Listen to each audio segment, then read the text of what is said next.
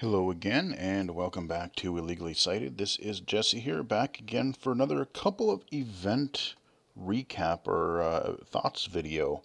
The events just keep on coming, and we've had a couple of them over the past few days. So I wanted to give my thoughts on both the Nintendo Direct that we had yesterday as I'm recording this. This will probably go up Saturday for Saturday's video. And then Microsoft also had an event that unveiled some new Surface products on, I believe it was Wednesday. I was actually in the middle of other meetings, so I could not watch that live either. But I caught up a little bit on it afterwards. So, yeah, we are just going to go through those. And like I said, I'm recording this still waiting for my new shiny iPhone 13 Pro Max to come. It's supposed to be here today. It has shipped, and so hopefully that upgrade process will go smoothly. And the dreaded part of trying to remember what in the hell my passwords are for the a gazillion apps that I have, and just kind of have been using Touch ID, or Face ID, I should say. It's going to be interesting to see how that transfer process goes. I'm hoping iCloud Keychain remembers a lot because I'm not sure I do. So yeah, hopefully we can expect a iPhone review. I just did a video with some new cool features of iOS 15. You can check that out right there. That is on the channel. Put that up earlier this week as well. And if you are new to the channel, thank you for stopping by. Hope you find this video and others helpful. I do unlock videos Mondays, Wednesdays, and Saturdays. Everything is in playlists, so you can find whatever category of stuff, whatever content you want. And to all those who have been following the channel and interacting and such, definitely thank you. Much appreciated. So let's just dive right into Nintendo. Let's start with Nintendo because there's a lot here. I gotta say, they said it was going to be about a 40-minute direct. It was, and there was a hell of a lot of stuff in here. I was actually pretty pleased with this event. We kicked it off with some Monster Hunter expansion that's coming out next summer. I've wanted to kind of get into Monster Hunter. I tried one game, was just overwhelmed. Monster Hunter Rise. I've seen like the quick look. I've seen from Giant Bomb. I've seen a couple other videos. I just don't know that I have the time or inclination to really dive into something that deep. But it looks like they're adding a whole bunch of content that's coming out next summer. So if you're into the Monster Hunter games, I would think, especially Monster Hunter Rise for the Switch, you should be happy with what's been announced. Not too bad there. New areas, new content, new monsters, of course, new mechanics, I guess, and all kinds of stuff. Mario Party coming out next month. Yes, this new Mario Party game content. You're going to have some new boards, I think some new characters. I'm trying to remember. Then there's going to be some, like I said, new boards. But then there's actually, if you don't want to play the board game itself and just want to have like the competitive mini games or cooperative, you can do that. So they're adding a whole bunch of stuff there. I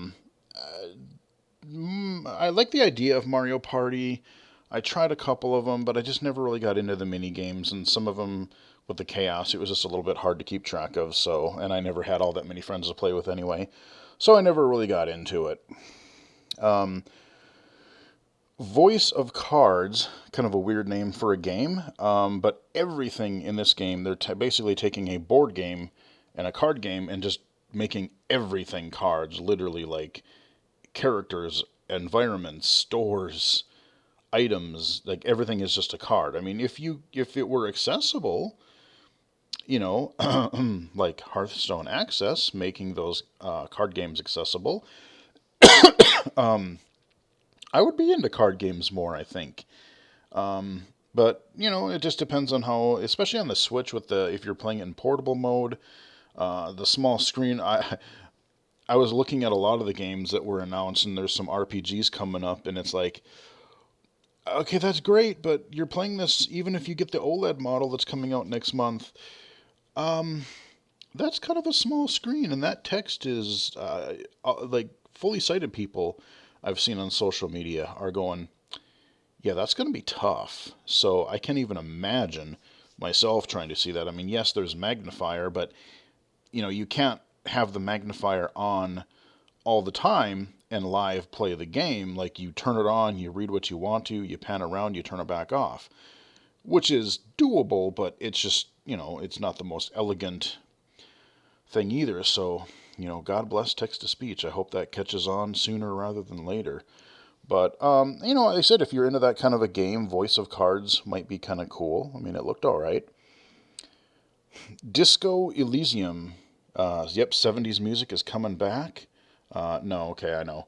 Stupid joke, but I didn't know what this game was at first when it first came out.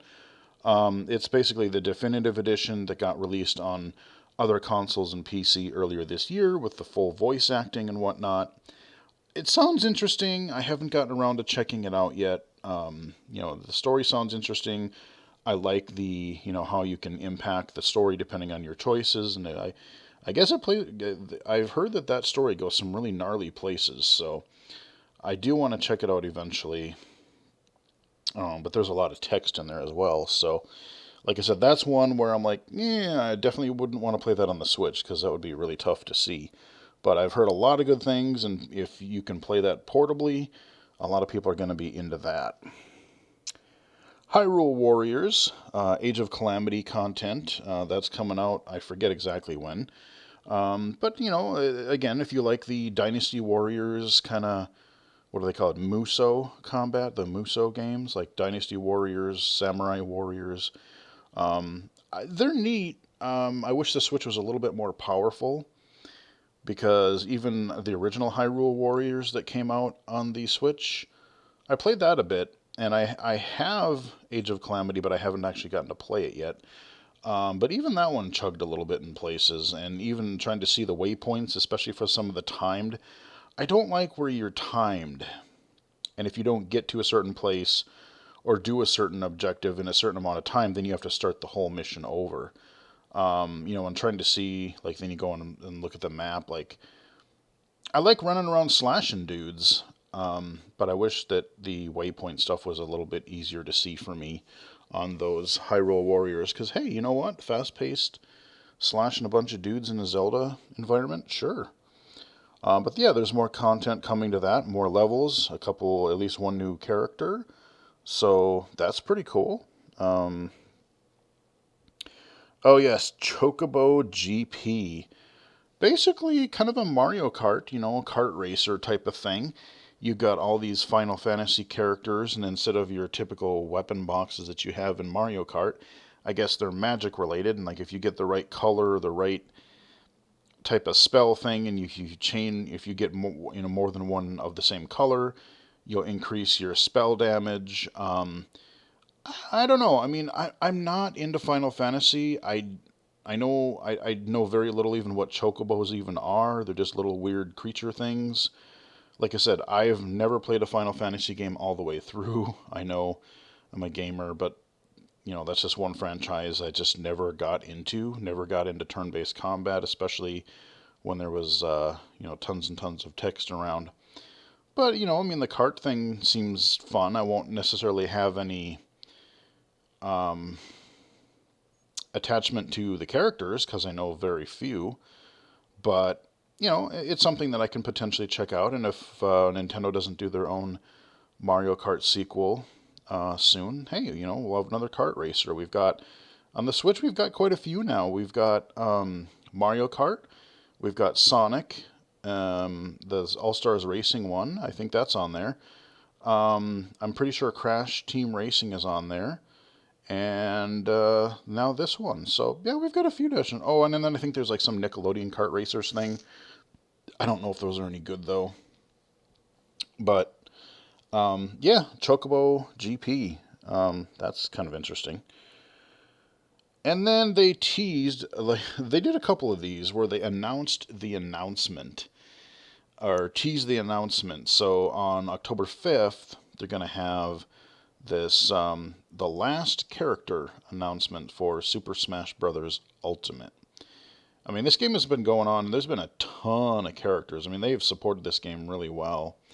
But they're going to do their own event for that, so they just announced that this event was coming on the 5th, and this is going to be the final character. So they're going to give that poor guy a break, and they're going to wrap up the content, I guess, for Smash.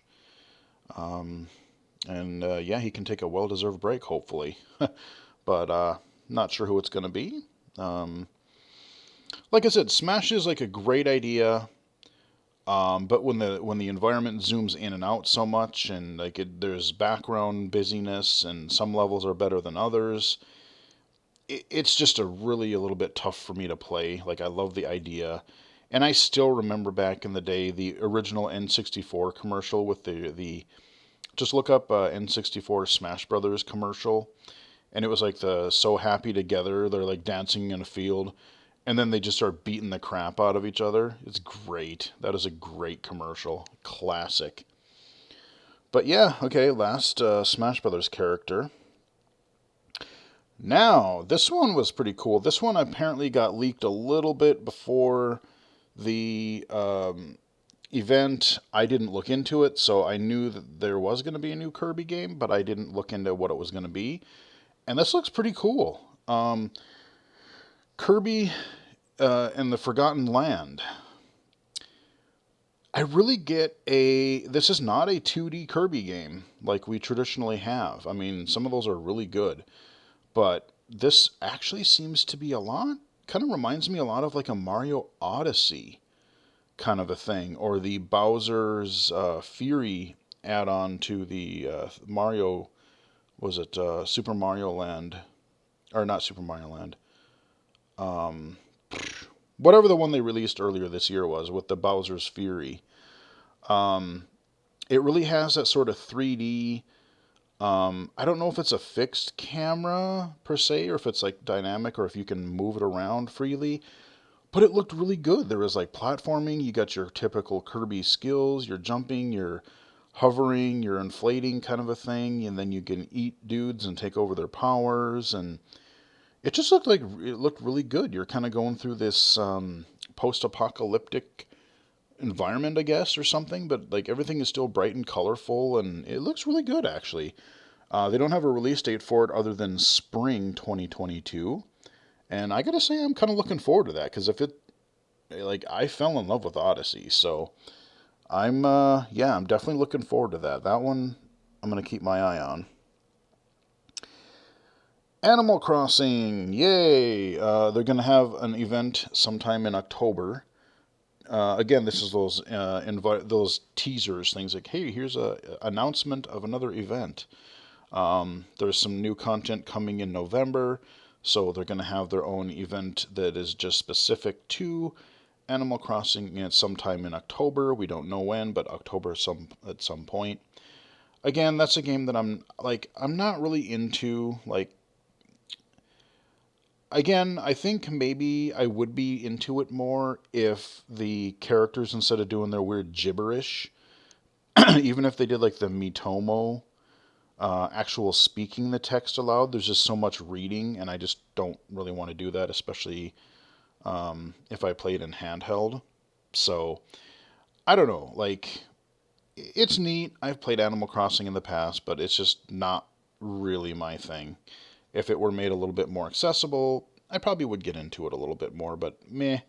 I probably won't watch it or cover it on the channel, per se, because I haven't played this newest one at all. So, but that is coming for Animal Crossing fans. And then I didn't get the full name of this. There's some Ultimate Edition kind of a thing of this Disney game that's coming out later this fall, and it kind of almost seems like what would I compare it to? Kind of an Animal Crossing sort of a thing, but not really. But like, you're in the Disney kingdom and all the fairy tale characters and stuff. I mean, it probably would be really good for kids and stuff. I don't really know what the gameplay is per se, but I don't know it. I mean, I like some Disney characters, don't get me wrong, but I don't, I'm not really all that interested in it. But I mean, graphically, it looked fine. So that is coming later this fall. Let's see, what nights and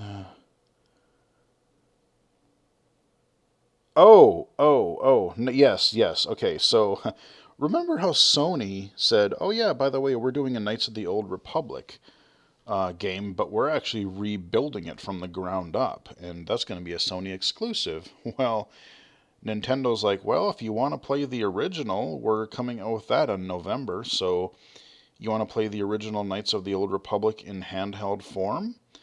You can play this RPG on the Switch in November." So that is going to be a thing. Okay, so Dying Light 1 and 2. We just got announced fairly recently that Dying Light 2 got delayed a little bit, just so they could, with COVID and working from home and everything, they just wanted a little bit more time to work on the game, which is understandable. It's fine. But like some of the games that they're doing, these really, graphically powerhouse games for the Switch, these are going to be streaming games. Or so I've never tried one of these on the Switch, but like instead of, because your Switch is obviously not powerful enough to run that type of game. So you're doing it like basically, like you would Stadia or Luna or xCloud, whatever, and you're just going to stream the game to your Switch. So Dying Light 2 is, I want to say it was like March 4th, and then I forget when the first one is coming. You will be able to play the first one on the Switch as well. I forget the release date of that one, but so both of those are coming, and I'm intrigued about Dying Light 2. I played the first one. I liked it, but I was terrible. I had some trouble with some of the waypoint stuff. Hope they improve that in the sequel, but zombies, first person slashing dudes, that sounds okay to me. Oh yeah, Triangle Strategy. One of the worst names for a video game, I think, ever. I mean, Triangle Strategy, like, okay, that tells me it's going to be some sort of like strategy game, but that's just a bad name. I guess they had like a demo or a beta earlier this year, so they took some feedback and they're working on it. It's going to be coming out next year. Kind of an isometric strategy, story based game. Don't know a whole lot about it. I guess. Oh, what is the name of that? What is the name of those other games? I think it's by the same people who made. Oh, I've heard people mention it a few times lately, and I can't think of the names of the games. Um, Octopath Traveler, again, those sort of RPG strategy games. Not my thing. Again, a lot of reading. If it were text to speech, I would more consider these games, but I don't want to have to go through all the effort to try to read and go through all those interfaces and menus and nonsense. So, yeah, anyway. But yeah, I mean, Triangle Strategy, like, come on, man. Like, the name is just, it's weird to me. But now, let's see. Oh, yes. Nintendo Online. So they're adding a new tier or new expansion pack, as they're calling it, to their online subscription for the Switch. Right now, you can play multiplayer games online. You get a few other little perks here and there. But the main thing is you get basically this trickle of NES and Super NES games, which admittedly is a nice thing to have. But I just, like, they have such a huge back catalog and they're just drip feeding these games. And, like, they could have this ginormous Netflix catalog of classic 8-bit and 16-bit games, and they just release, like, one to three games every few months. I mean, less than the Virtual Console, for God's sake. I like the service, but man. But anyway, they're adding a new tier. They don't have release date or pricing information, but it's going to be this fall. Actually, what did they say? October or November? I forget. But basically, this new tier is going to add N64 and Genesis consoles to the lineup, so you'll be able to play those. I have mixed feelings on this. N64, I'm really glad because they said, "Hey, this is coming," and they kicked off with the Ocarina of Time title screen. They're going to have a few initial launch titles, of course, your Mario 64, your Ocarina of Time. Oh God, I don't remember all of the. Let me. Where did I? I think I have that in Safari. I can open that up on my phone and I can read you. Safari.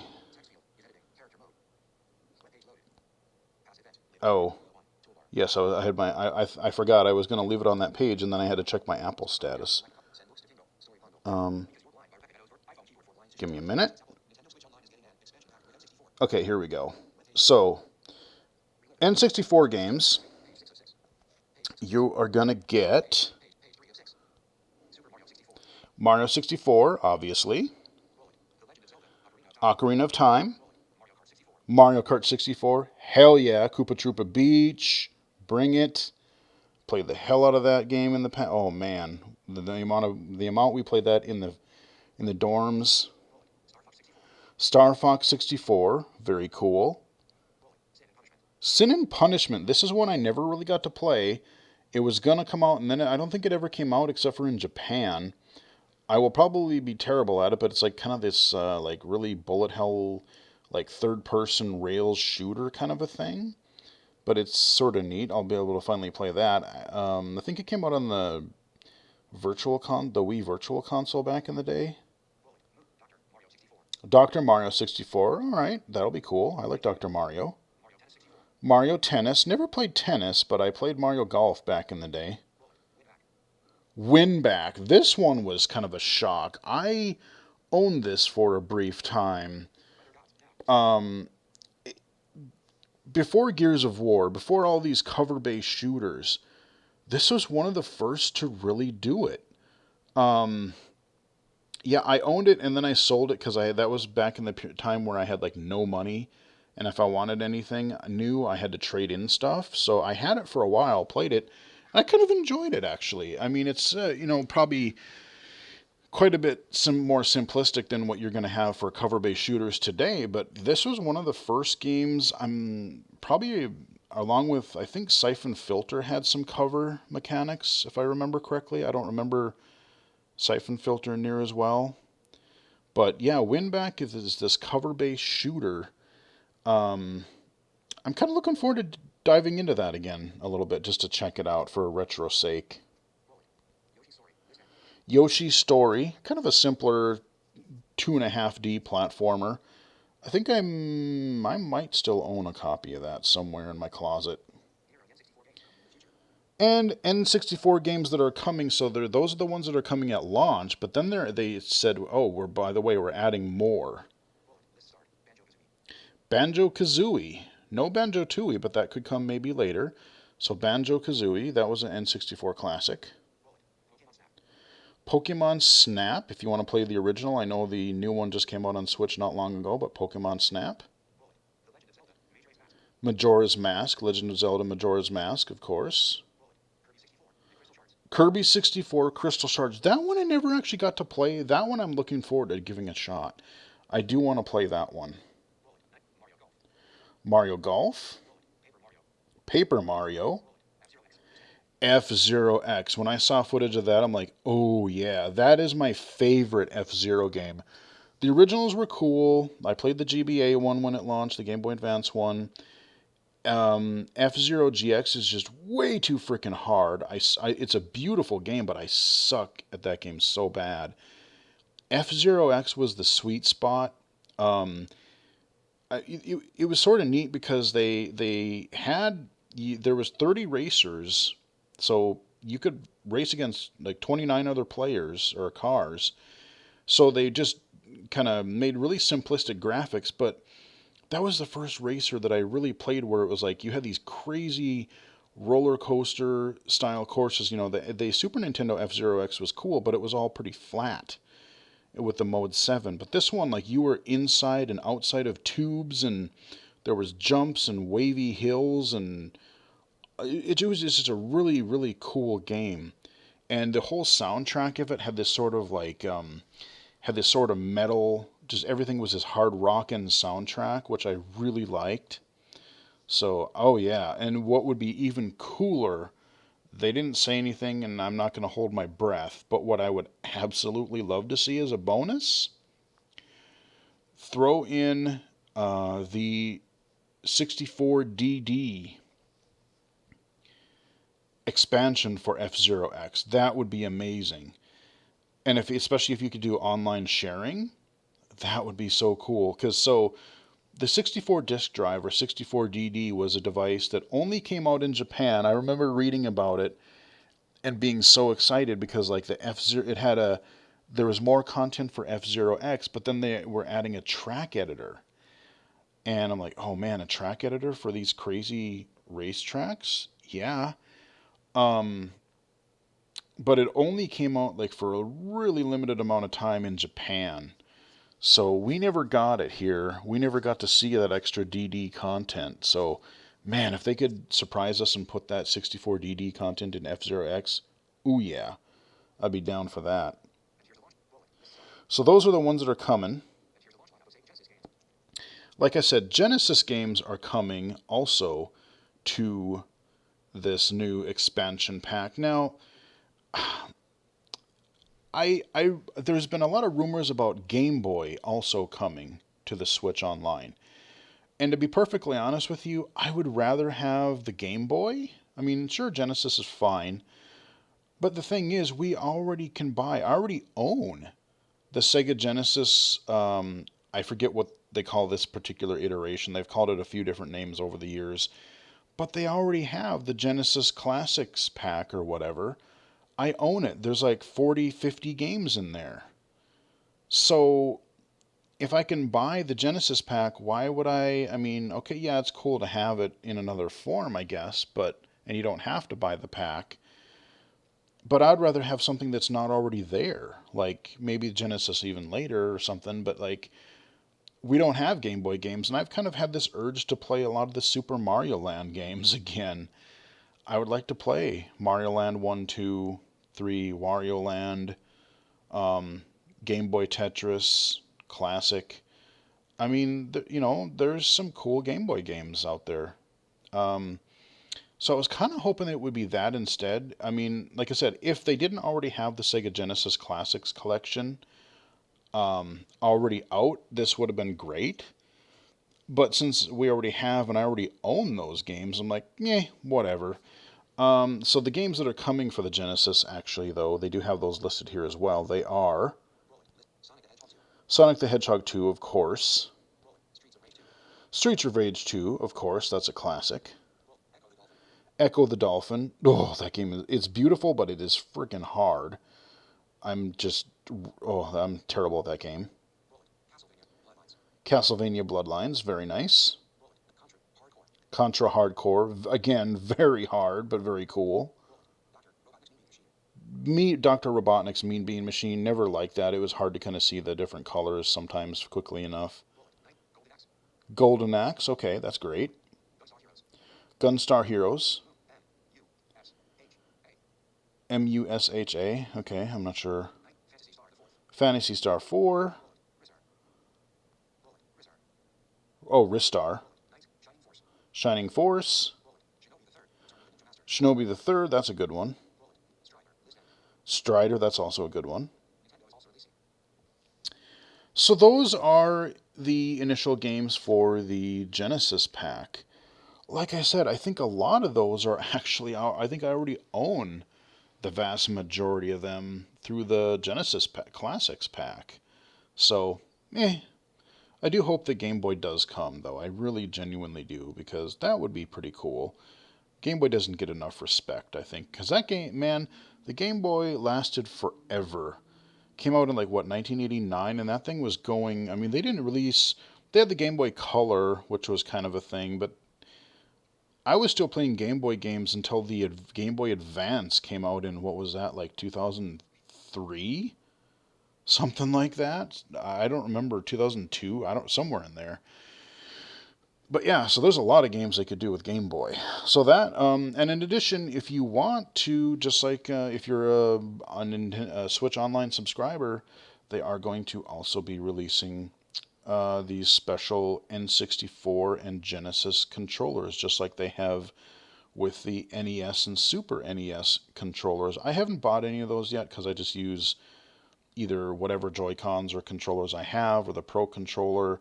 But if you want the authentic feel, unfortunately, the Genesis controller they're doing the 3-button because I really wish they would like even the Genesis Classic that they did a couple years ago. Like just put the 6-button in there because then you can play anything.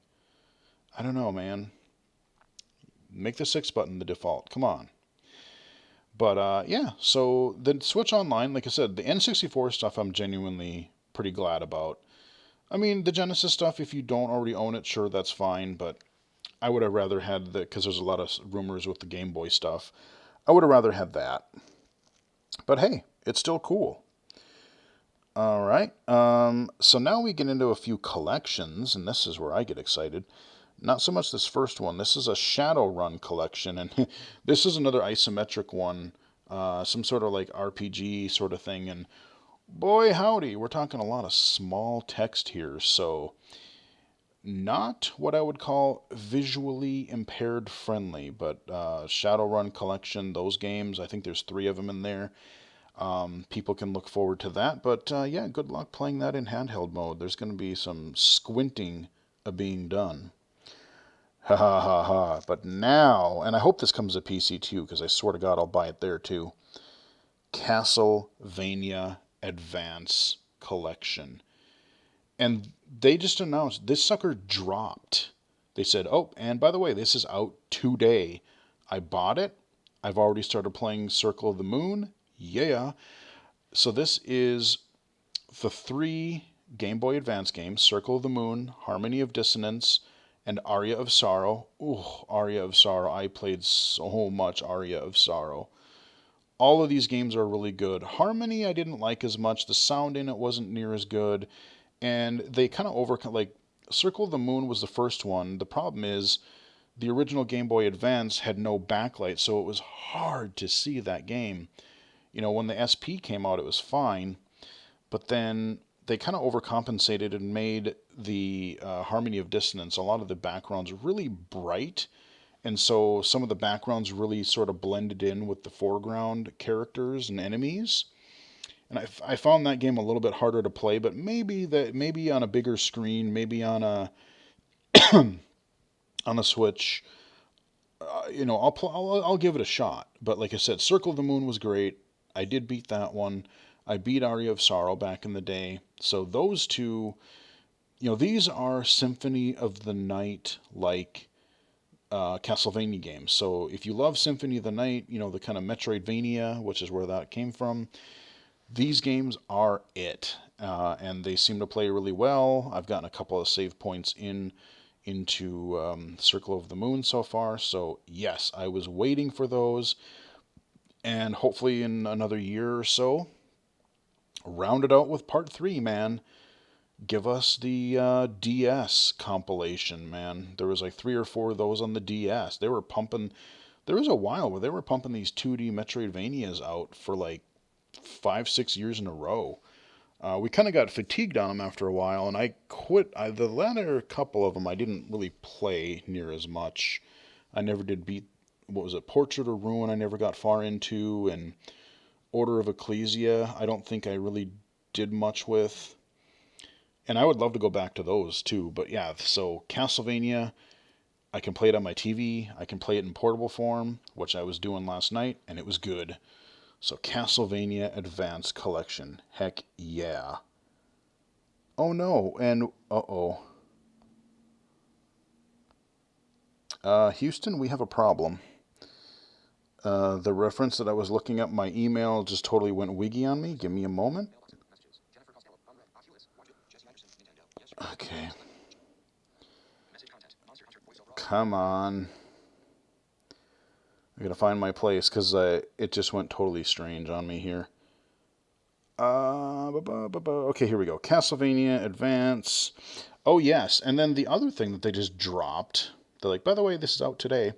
I saw it on the eShop, didn't buy it yet. ActRaiser. This was a really unique Super Nintendo game where it was like a 2D action platformer, but then it was also part like this sim, like city, or like, it was a lot more fixed and simplified, but it was like this, like, part city building sim and part action adventure, like 2D platformer action game. And they've redone the graphics. They've added, you can go between the remastered and original soundtracks. I mean, it looks actually really good.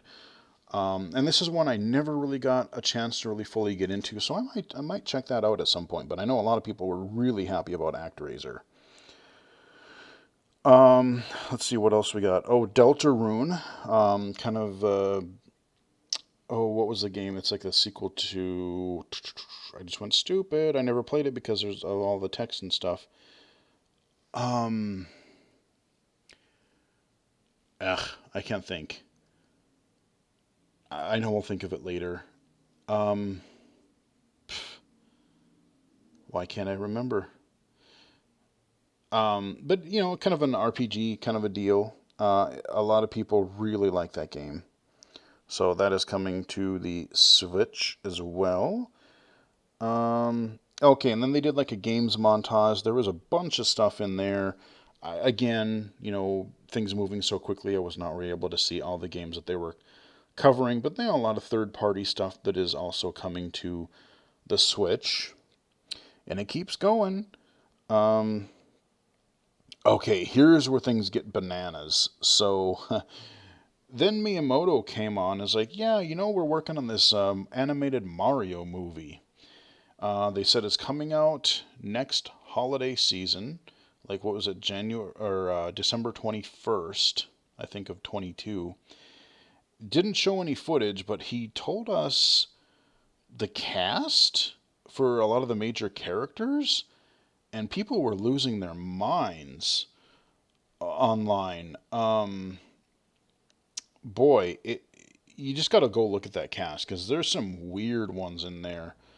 What's his name? Was it Christopher or Chris Pratt? Played a lot. He's done a lot of different things in like a lot of the Marvel movies and stuff. Apparently, he's playing Mario. I don't remember all the other guys except Jack Black as Bowser. I even chuckled at that because I'm like, okay, you have Jim Carrey as Robotnik, and now you have Jack Black as Bowser. All right, I could see. Let's just say I'm very intrigued to see what kind of a portrayal Jack Black is going to give to Bowser. I'm sure it'll be over the top, but I got to admit, I'm kind of curious now. Charles Martinet is going to have some cameos in it, though. He's not going to play Mario, even though he's been the one doing all the voices in the games and stuff for the past 25 years or so. But yeah, just go look at that cast because it's kind of crazy. Like was it Seth Rogen? I forget who he plays, like Donkey Kong or something. It's just bizarre. So they're shooting for these like big name. This isn't going to be like your direct to DVD, like shovel it out there. It sounds like Nintendo is actually trying to put some real effort behind it. Because we've seen some decent video game movies finally. Like for what it was, I thought the Sonic the Hedgehog movie was all right. I enjoyed it. Detective Pikachu was actually pretty amusing, even though I'm not really into Pokemon, so I didn't really recognize a lot of them. But Ryan Reynolds made that work pretty well. I really liked Wreck-It Ralph. Not as much the sequel, but the first Wreck-It Ralph I really enjoyed. So there's been a few, and then you have to, of course, overcome the just weird, like Dennis Hopper, Koopa, original Mario Brothers movie. Like that, man, I remember as a kid I was so excited, like they're going to do a Mario movie. And I watch it and I'm like, what the fuck is this? Because it was like, no, there was like mushrooms and stuff, but it was like this weird, like dystopia. And then there was like Yoshi. That movie was just bizarre. I think it could have worked better if it wasn't a Mario movie. People wouldn't have hammered on it so bad. But boy, that was a product of its time. I really need to. I need to pick that up digitally again because I need to watch that. I probably haven't watched that in 20 years. But that movie was just weird, man. The Goombas, these giant like ape-like dudes. Yeah, they were. I would love to see a documentary on like the process of like from inception to the final product of like what exactly happened to the original Mario Brothers movie because man, that was something else. But yeah, so Mario movie, that's going to be kind of an interesting to follow along with. Splatoon 3, they're doing one of those. That's going to be coming out next year, supposedly. And again, I love the art style. I played quite a bit of the first game, especially just the turf wars, trying to make the color, make the most of the level your color. That part I really enjoyed.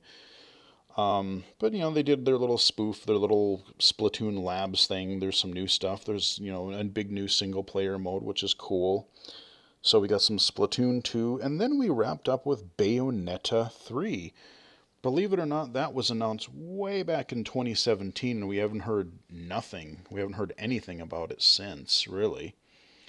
But they came out and they showed a trailer. They showed, some cutscene. They showed some gameplay. It looks just as crazy as it ever has. Third-person action game. Um, so yeah, I'm trying to remember if they gave a release. I don't know if they did give a release date for that, but I mean, at least we know it's still in development. We actually got to see some gameplay, so I think especially people into really action games like Devil May Cry, that kind of a thing. Um, People were pretty happy about that. No Metroid Prime 4 or anything like that. But that was the Nintendo event. I think the biggest things for me were the Kirby. That looks really good. The Kirby game next year. I'm looking forward to that. The N64, especially, I'm looking forward to those as well. Catching up on a few games I never got a chance to play back in the day. Reliving a few classics of Ocarina of Time on the go. That's always a good thing. Um, and then, of course, the Castlevania Advance collection. That not only because we thought it was going to be coming, we'd heard things, but I figured they would announce it and then we'd have to wait for it. But like, nope, it's out later today. I'm like, sold. I'm there. So that is the Nintendo event. Really quickly, I'm going to just talk a little bit about the Microsoft event. Like I said, I wasn't able to attend this one live because I was working, doing other stuff in meetings and whatnot. But, I like the Surface products. Like my Surface Go that I got through working with Microsoft. It's neat. It's definitely underpowered, the model that I have. But I love the form factor. The keyboard, I wish it were a little bit bigger, but that's just the nature of it being a really tiny tablet. Um, but like the little slim keyboard cover, I it's actually pretty comfortable to type on. I don't mind using that at all. So they came out with the Surface Pro 8. They really beefed up the innards of that. They updated the keyboard. Everyone seems to be raving about how good this new Surface keyboard is. So that's a good thing. I think it still only really uses the Intel graphics though. Like you can get it with quite a bit of memory and whatnot, but they've thinned the bezels a little bit so you get a bigger screen, less bezels. in a similar form factor. Of course, you're going to support Windows 11, but your Surface, your Surface Pro 8. It just seems like the logical step. They have this new Surface Pen that actually adds this like vibration stuff to it. So like I guess there's like a really subtle like haptic feedback to kind of try to emulate like, oh, this, you feel the pressure as you're drawing or writing on the screen. So that's something that they were talking up. We don't, be interesting to see what the reviews say. But yeah, everyone's got their tablet, and at least this one sounds like all of these new Surface devices, they're actually thinking it through and actually having a place on their keyboard or on their case or something to where you can actually store the pen without losing it. So that's always a good thing. So the Surface Pro 8 look pretty good. You do have a Surface Go 3. Again, that's your cheaper entry level Surface device, but I'm going to talk about price after I talk about all of these things, but price is the interesting factor. So we got a Surface Go 3. Thankfully, the specs will be bumped up a little bit, and you can, you got to make sure to get enough RAM. Don't skimp out. At least 8. I would say 16 minimum these days, especially if you're using assistive technology. What you really have to remember is, people yes, I know you want cheap, you want affordable, but the thing is, you have to get a certain level of performance because you're running everything else. You're running what everybody else is. Your browser, your word processor, your mail app, whatever. You're running all of that, but then you may be running a screen reader. You may be running a screen magnifier. You may be running both. And that's going to eat up a lot of extra memory, especially some of those screen readers. They're a little greedy. And then if you're really unfortunate to work in, I don't know, say a government job like I do, where they put like 8,000 things running in the background on top of all that, oh yeah, your computer's going to run like a dream. So you definitely want to make sure you have enough memory.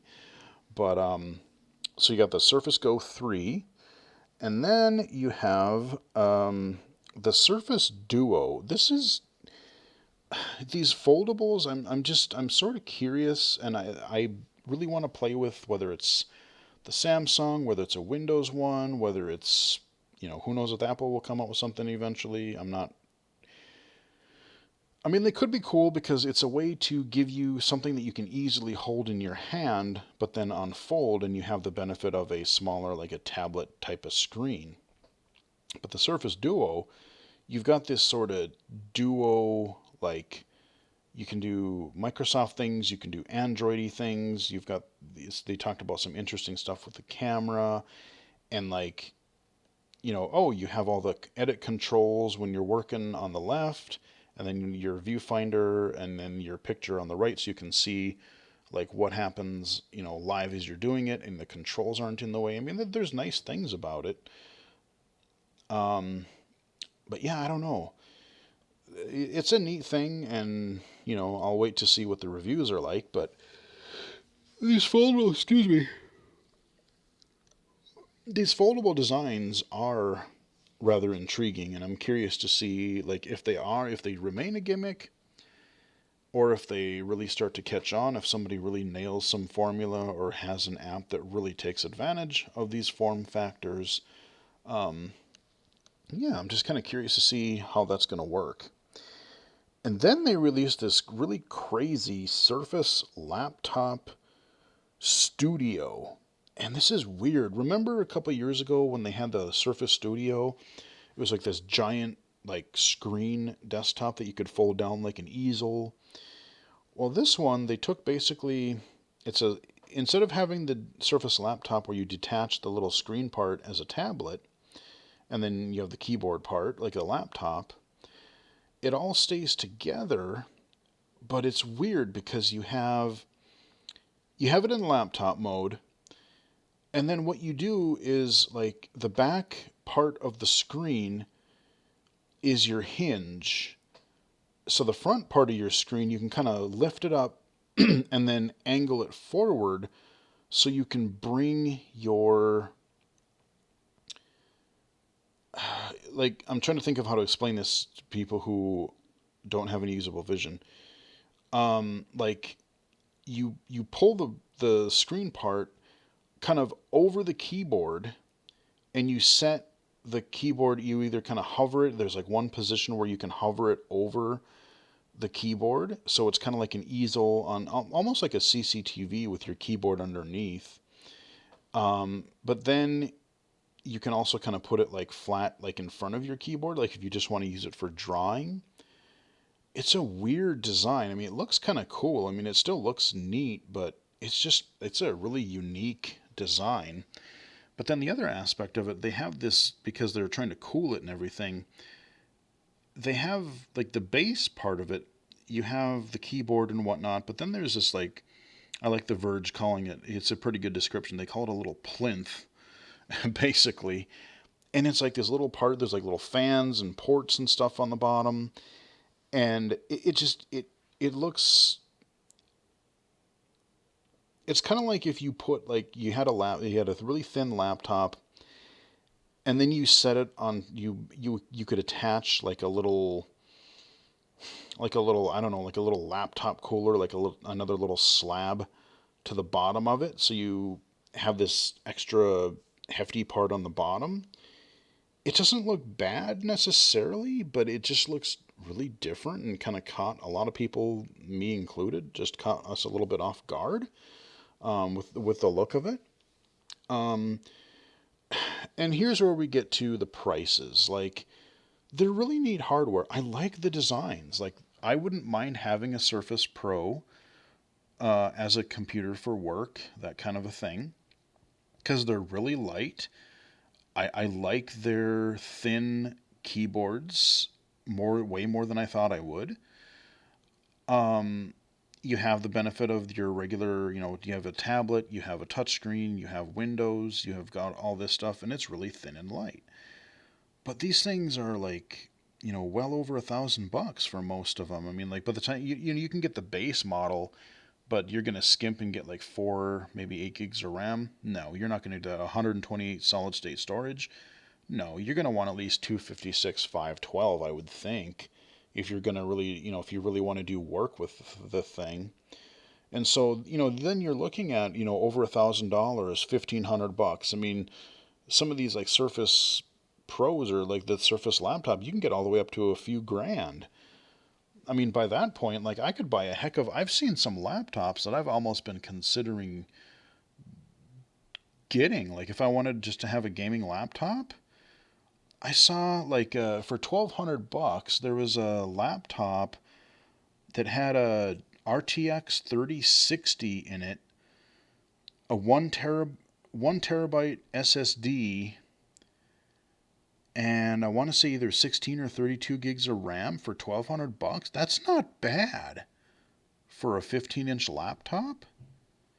I mean, why wouldn't I just spend, if I'm going to do that, why would I settle for like an Intel GPU and that, when I can get an actual RTX card for the same price? I mean, and even these 15-inch laptops have actually gotten remarkably thinner than they used to be. They're not, the 15-inch, they don't have to be giant slabs anymore. They're actually, a lot more slim than they used to be. So, one more thing I did want to mention on the Surface event that Microsoft had, they did also announce, and I thought it was cool. They spent some time on it too. Surface, Surface Adaptive Kit. There's no release date or pricing information for it. I hope they don't charge a lot of money for this, but it's neat because they come with some applicators and key label things, so you can label keys on your keyboard if you want tactile stuff, or you can label like, because sometimes it's hard to tell, like an HDMI port versus a USB port. They kind of feel very similar, especially if you don't have a lot of feeling in your hand. Maybe somebody who has like neuropathy or something, that could be handy. But you can apply these different labels. And then they have this little like opener thing where, like, somebody who had like limited mobility, you kind of shove the thing under the screen and then you just sort of like lifted it up. And like, it was just a nice little convenience thing, like we take it for granted. Like we can just grab a laptop and open it up, but like people who don't have that fine motor function can't do that. So there is this adaptive kit for the Surface product, and it's going to work along like a lot of Surface products. If you're interested in one of these Surface devices, just look up the Surface Adaptive Kit and check the compatibility if it works for the device that you have. So I really do like the fact that Microsoft is starting to really consider accessibility. I'm part of this low vision advisory board that I've been on for a couple of years now. Looking at low vision, blindness, they're looking at all this motor stuff. They've got dictation in there. They're starting to, and narrator is actually, I was using narrator a little bit this morning to start setting up a couple of computers. And it worked well. That's the thing. It wasn't just like this half-baked thing. It was like, oh, I could just go and do it. So that was really nice. So that is the Surface event, essentially. Probably missed a couple little odds and ends there. But those are the highlights, I think, of that event. So yeah, a couple more events to cover. I thought Nintendo Direct was really quite good. Not so much into the RPGs or Animal Crossing, that kind of a thing, but there were definitely a good 4 or 5. I'm looking forward to Metroid Dread, of course. They had a section on that. So they're going to have all kinds of stuff to look forward to, both this fall, right now, and next year. So hope you guys enjoyed the video. Like it if you did. Subscribe if you haven't done so already. You can also follow me on Twitter at BGFH79, twitch.tv/illegally-cited, illegally-cited.com, and right here on YouTube. So until next time, I will chat with you guys again later.